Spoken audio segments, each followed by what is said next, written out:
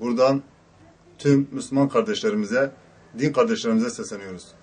Biz sene başından bu yana başörtüsü konusunda büyük sıkıntılar çektik. Kızımın başörtüsü konusunda çektiği sıkıntılar birer örnek teşkil ediyor.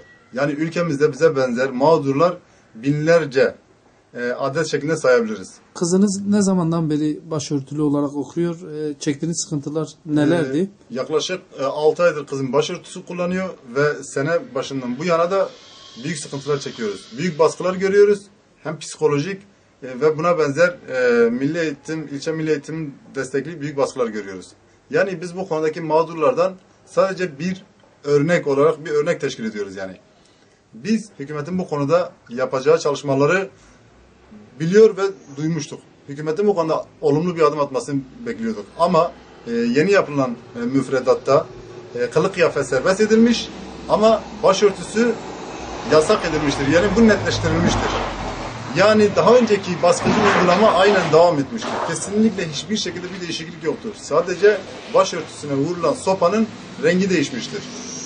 Ve hükümetin bu konuda daha önceki baskıcı zihniyetin etkisi altında kalarak başörtüsünü yine aynı şekilde yasakçı bir zihniyetle devam ettirmiştir. Yani 3-5 çapulcunun korkusundan dolayı başörtüsünü serbest edememiştir ve kendi İslami tabanına da ihanet etmiştir. Aldığı desteği hak etmemiştir. Ve biz bu konuda kendilerini Allah'a havale ediyoruz. Ben ve benim gibi başörtülüyle okula gidenler başka okullara gönderiliyor. Sebep de kılık kıyafet. Ama kılık kıyafet serbest olduğunda başörtüye de izin vermiyorlar. Biz bunu onların ya da sevip sevmemesi için yapmıyoruz. Allah için yapıyoruz. Ben de onları Allah'a havale ediyorum. Peki, teşekkürler. Ben Mustazaflar Cemiyeti'nin üyesiyim. Bizim Milli Eğitim Bakanlığı'ndan bir beklentimiz vardır.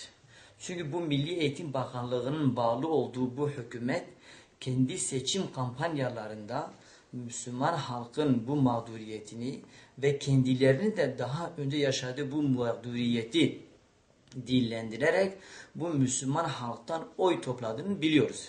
Hepimiz hatırlıyoruz.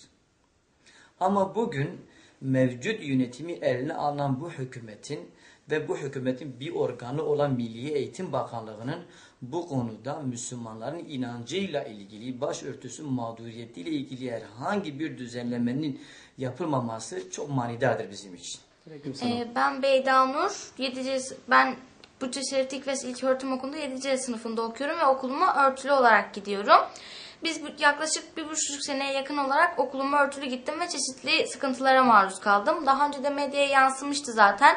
Kınama ve sürgün cezaları almıştım. Bazı derslerden ve sınavlardan mahrum bırakılmıştım. Yani belirli sıkıntılar yaşamıştım. Ve bu yeni çıkan anayasaya göre benim bekleyişim artık örtünün okullarda serbest olması ve rahatlıkla girip çıkabilmemizdi. Fakat geçen gün bir sorunla karşılaştım.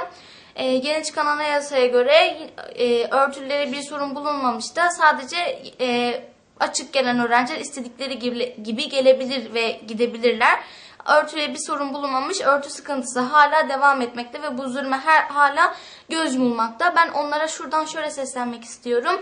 Ben hakkımı size helal etmiyorum. Çünkü kızım 7. sınıfta başörtüsüyle okumaya devam etmektedir. Fakat 1,5 senedir başörtüsünden dolayı büyük sıkıntılar yaşamaktadır.